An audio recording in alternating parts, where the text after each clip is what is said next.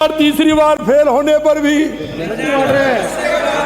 Table बजा रहे हैं। किसी ने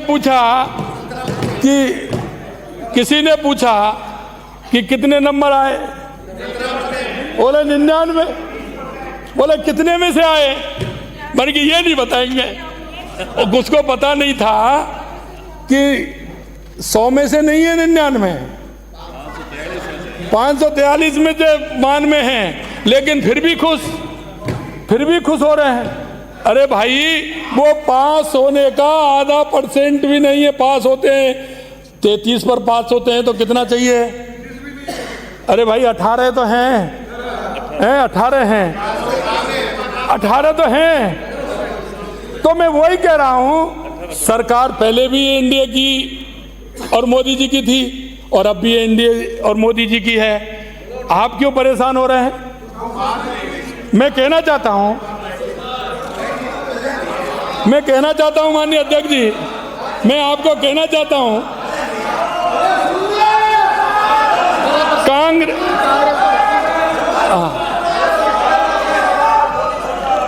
कांग्रेस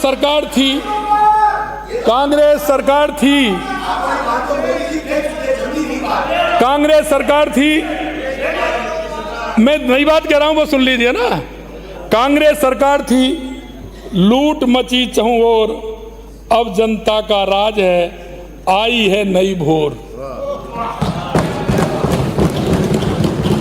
जल में घपला कर दिया, प्यासे मर गए लोग, माफिया से मिलकर तुमने रोज लगाया भोग। पेपर लीक इतने हुए, कितने करूं बखान। पेपर लीक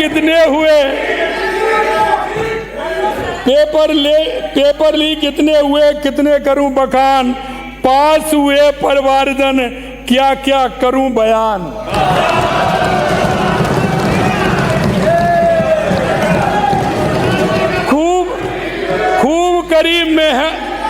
खूब करी मेहमान नवाजी, अपनी सरकार बचाने को जनता का पैसा लुटवाया, अपना राज बचाने को। अपने स्वास्थ्य के खातिर, अपने स्वार्थ के खातिर अपनों को भी दी गाली, केवल अपना ध्यान रखा, सिर्फ भरी रहे मेरी थाली। मैं अपने स्वार्थ के खातिर अपनों को भी दी गाली, केवल अपना ध्यान रखा, सिर्फ भरी रहे मेरी थाली। अब जन सेवक सजग हुए, मांगेंगे पूरा ब्यौरा, बगुला भगत को करनी का दंड मिलेगा पूरा।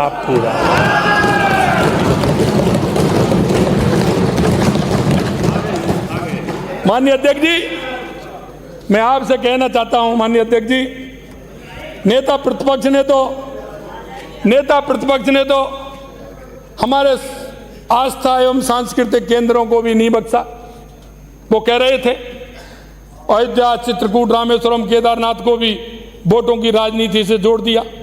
माननीय अध्यक्ष महोदय, मैं सदन को अवगत कराना चाहूंगा कि हमारे संस्कार हैं कि चुनाव में हार जीत को दृष्टिगत रख हम कोई भी फैसला नहीं करते।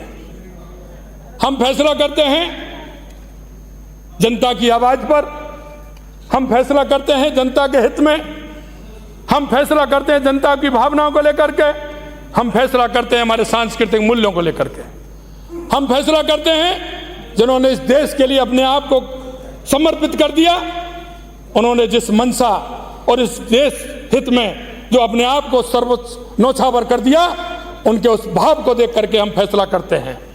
माननीय अध्यक्ष जी, क्या हार में क्या जीत में किंचित नहीं भयभीत में, हमारे सारे निर्णय जनहित और जन सामान्य से जुड़ी भावना के आधार पर होते हैं। हमने असीम आस्था के केंद्रों पर आपकी तरह राजनीति नहीं की। हमने रामलला की भूमि अयोध्या को सजाया, काशी विश्वनाथ को सजाया और भगवान कृष्ण की भूमि मथुरा विष्णुपद मंदिर, गया राजगीर और महाबोध मंदिर बोध गया को भी सजाएंगे, क्योंकि ये हमारे सांस्कृतिक आस्था के केंद्र हैं। आपने देखा होगा G20 हुआ था, G20 हुआ था, किस तरह से आपने देखा कि जब भी कोई अगर बाहर का व्यक्ति आता था उनको क्या देते थे। लेकिन आज देश के यशस्वी प्रधानमंत्री नरेंद्र मोदी जी ने हमारी वो सांस्कृतिक विरासत, बोध गया का वो हमारा विश्वविद्यालय, नालंदा का विश्वविद्यालय, बोध गया का हमारा वो सांस्कृतिक केंद्र दिखाने का काम किया। मैं आपसे कहना चाहता हूं कि जिस व्यक्ति को अपनी विरासत पर अगर गर्व नहीं हो तो उसका कोई हक नहीं है कि वो अपने जीवन में ये भारत माँ के प्रति अपना कर्तव्य निभा सके। मैं आपसे कह सकता हूं माननीय अध्यक्ष जी, मैं यही कहना चाहता हूं, जब छोड़ सुख की कामना आरंभ कर दी साधना, संघर्ष पथ पर बढ़ चले, फिर जीत क्या फिर हार क्या। माननीय अध्यक्ष जी, अब मैं पुनः राज्य के बजट से संबंधित आंकड़ों पर की गई टिप्पणियों के साथ ही राजस्थान विनियोग विधेयक 2024 संख्या 4 तथा वित्त विधेयक 2024 संख्या 5 के प्रमुख बिंदुओं के बारे में चर्चा करना चाहूँगा। लक्ष्मणगढ़ से आने वाले माननीय सदस्य, उनकी सरकार के समय में बजट आकार में की गई कुल वृद्धि के संबंध में स्वयं ही मियाँ मिट्टू बने, लेकिन उन्होंने ये ध्यान नहीं दिया कि सर्वप्रथम जनहित में योजनाओं के लिए किए जा रहे व्यय का आंकलन करना चाहिए। यह भी देखना चाहिए कि हम जिस योजना का आंकलन कर रहे हैं उसको हमारी तरफ भी देखना चाहिए, अपनी तरफ भी देखना चाहिए। मैं सदन को अवगत कराना चाहूंगा कि हमने योजनाओं हेतु वर्ष 2024-25 के लिए वर्ष 2019-20 की तुलना में 2 गुना से अधिक 2,09,634 करोड़ रुपए का प्रावधान रखा है। नेता प्रतिपक्ष और कोटा उत्तर से आने वाले माननीय सदस्यों ने यह भी कहा कि हमने कुछ विभाग योजनाओं को बजट प्रावधान घटा दिया है। माननीय प्रतिपक्ष के नेताजी ने कहा कि हमने कुछ बजट घटाया। मैं आपको कहना चाहता हूं अध्यक्ष महोदय, मैं सदन को बताना चाहता हूं कि हम अधिक दिखाने के लिए बजट प्रावधान नहीं करते। इनकी सरकार में केवल कागजी और धरातल से कोसों दूर हवाई बजट बनाते थे। मैं नेता प्रतिपक्ष द्वारा सदन में बोले गए प्रावधान के आंकड़े के क्रम में स्पष्ट करना चाहूँगा कि इनकी सरकार द्वारा स्वच्छ भारत मिशन के लिए वर्ष 2023-24 में से 1,145 करोड़ 65 लाख रुपए का प्रावधान किया गया था, जिसमें वास्तविक व्यय केवल 131 करोड़ 23 लाख रुपए का ही हुआ।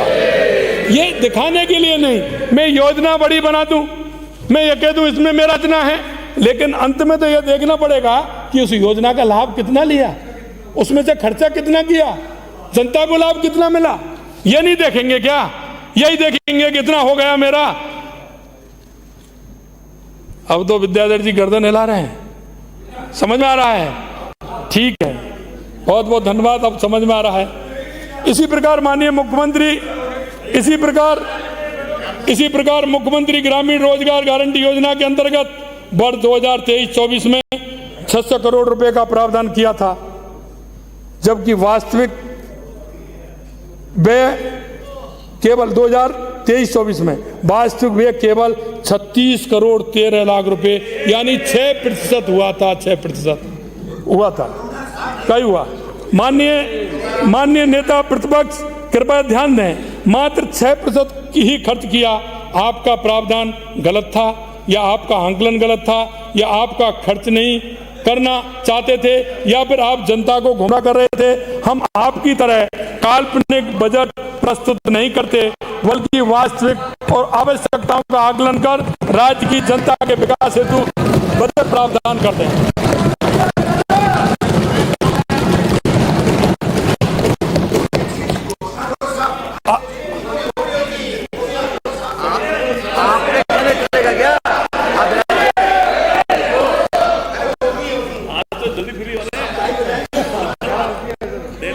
भाई लक्ष्मणगढ़ का जिक्र कर रहा है अभी जरा, मुझे पता है जिक्र भी हो रहा है। वो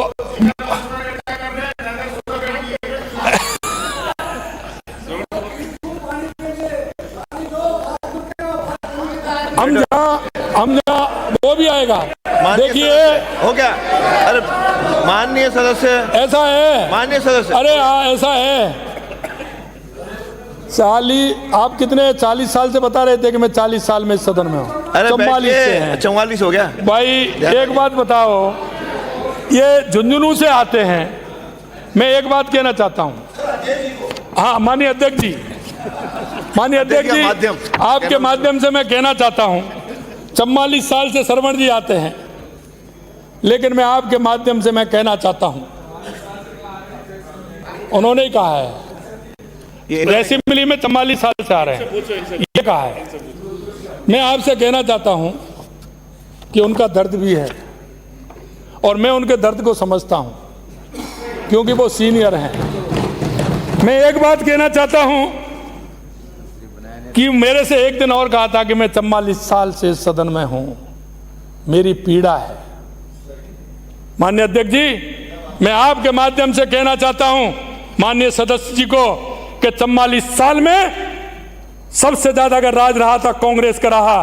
अगर किसी भी झुंझुनू, सीकर, चूरू या किसी भी कांग्रेस के नेता ने यमुना जल के लिए एक भी पत्र लिखा हो तो हमारे सामने वो जरा टेबल कर दे। कहने की बात तो बहुत होती है, कहने की बात तो बहुत होती है। हर व्यक्ति ये चाहता है, हर व्यक्ति ये चाहता है कि छोटे से अल्प समय में मेरा ये भी हो जाए, मेरा वो भी हो जाए। मैं तो 40 साल की बात कर रहा हूं। 40 साल का हिसाब कोई दे करके बता दे। अगर पानी नहीं लाए, एक मांग पत्र भी अगर केंद्र की सरकार को किसी को लिखा हो या हरियाणा सरकार को लिखा हो तो वो ही मेरे को बता दे। माननीय अध्यक्ष जी, मैं आपके माध्यम से कहना चाहता हूं,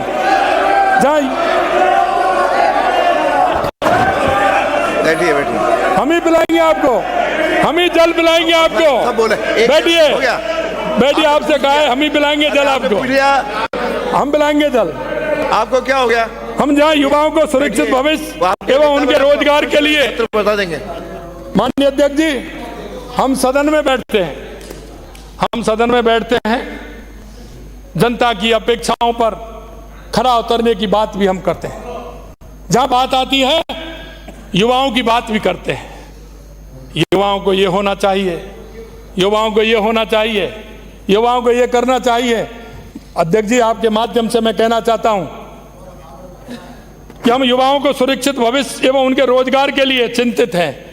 वहीं दूसरी ओर विपक्ष के माननीय सदस्य इस दिशा में सहयोग देने के बजाय भ्रम फैलाने की राजनीति ये कहकर कर रहे हैं कि 1 साल में 1 लाख लोगों की भर्ती पर कैसे रोजगार देंगे। अरे हम बता रहे ना आपको, हम कह रहे हैं तो हमको करनी है, तुम सुन तो रहो, उसकी सुनो तो सही। पहले वो कह रहे हैं, आपने कहा ERCP पर आपने कह दिया कि आप कौन होते हैं। माननीय अध्यक्ष जी, आपके माध्यम से मैं कहना चाहता हूं, मैंने ये कहा था और आज भी मैं कहना चाहता हूं कि ERCP प्रारंभ की थी तो हमारी सरकार ने की थी, उसका प्रारंभ किया था तो हमारी सरकार ने किया था, उसका पानी का बजट कहीं कोई आवंटन था तो हमारी सरकार के द्वारा था, हमारी वसुंधरा जी सरकार में हुआ था। लेकिन मैं आपसे पूछना चाहता हूं, आप उस दिन मेरे से पूछ रहे थे कि आप बताइए। मैंने कहा आप जिसकी बात कर रहे हैं वो मेरे को आप बता दीजिए। मैंने ये नहीं कहा, मैंने ये कहा कि आपने क्या किया है वो मेरे को बता दीजिए, आपने कौन से किया था वो मेरे को बता दीजिए। मैंने इसमें कौन सा गलत कह दिया? आज माननीय प्रतिपक्ष के नेताजी ने कहा MOU आपने नहीं किया, वो हमने किया है, वो हमने किया है। आपने नहीं किया, आपने नहीं किया, आपने नहीं किया, आपने कहीं कहाँ किया? अरे मेरे को, मैंने पहले भी कहा था भाई, अरे मैंने पहले भी कहा था वातावरण बनाइए। ये भी कह रहे थे, सबने सुना है, वो भी कह रहे हैं, सुनिए। अध्यक्ष जी, मैं एक बात के अध्यक्ष जी मैं आपसे कहना चाहता हूं मैंने उस दिन भी सदन में कहा था, आपने अगर पानी बंटवारे का कोई एमओयू किया है, एमओयू तो मेरे को एक कॉपी दे दीजिए उसकी। उस दिन भी कहा था और आज भी मैं कहना चाहता हूं, दोहराना चाहता हूं, सदन को गुमराह करने की आवश्यकता नहीं है। अगर आपने कोई एमओयू किया है ईआरसीपी को लेकर के तो हमको बता दें आप। यह गलत है। आप कह रहे थे, वही बात मैंने कही थी, आप मेरे से कह रहे थे इतना लाइए, इतना लाइए। मैंने कहा आपको बताइए कितना करना है। उस दिन भी कहा, आज भी मैं कह रहा हूं, मैं आपसे कहा, उस दिन भी मैंने कहा और आज भी मैं कह रहा हूं। माननीय अध्यक्ष जी, ये हमेशा भ्रम फैलाने का काम करते हैं और मैं आपसे कहना चाहता हूं कि 1 साल में 1 लाख की भर्ती आप कैसे रोजगार देंगे? अध्यक्ष महोदय, मैं आपके माध्यम से सदन को अवगत कराना चाहूंगा कि हम जो कहते हैं वो करके दिखाते हैं। हम युवाओं को रोजगार देने के लिए प्रतिबद्ध हैं।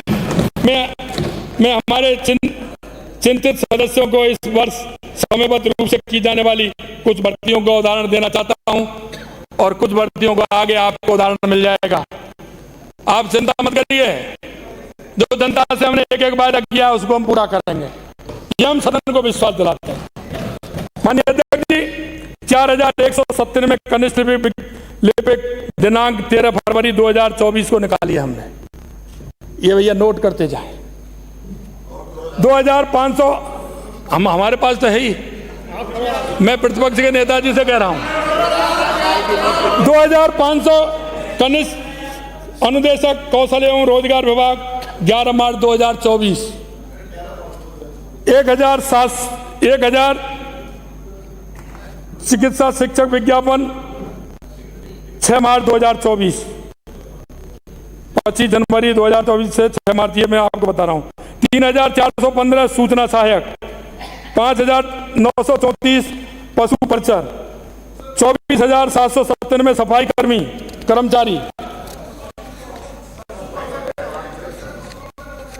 माननीय अध्यक्ष जी, अध्यक्ष महोदय, मैं आपके माध्यम से सदन को अवगत कराना चाहूंगा कि हम हमारे कार्यकाल में इसी अल्प अवधि में 45,000 से अधिक पदों के लिए भर्तियों के विज्ञापन प्रकाशित कर चुके हैं तथा इसी अवधि में 20,000 युवाओं को सरकारी नौकरी प्राप्त भी हो चुकी है। मैं यहाँ पर अपने विपक्ष के साथियों को यह भी याद दिलाना चाहूंगा कि इनमें से कुछ भर्तियां वे भी हैं जिनकी हवाई घोषणाएं तो उनकी सरकार ने की थी, लेकिन युवाओं के हित में एवं सरकारी कार्यालयों की दक्षता बढ़ाने के लिए अमली जामा उसको हम पहनाने का काम कर रहे हैं। अब ये कहते हैं ये तो हमारे हैं। अरे हमने आपसे मना किया था क्या? हमने आपको मना किया क्या? आप समय से निकालते, समय से भर्ती कहते आपके खाते में जाएंगी। कौन मना कर रहा है? हम कह रहे हैं आपको, हमने जगह निकाली है, समय से भरेंगे। युवाओं को जो सपने युवाओं ने देखे उनके सपनों को पूरा करेंगे। मैं आपसे कहना चाहता हूं, जब नाव जल में छोड़ दी, अध्यक्ष जी, जब नाव जल में छोड़ दी, तूफान में ही मोड़ दी, दे दी चुनौती सिंध को, फिर पार क्या मझधार का।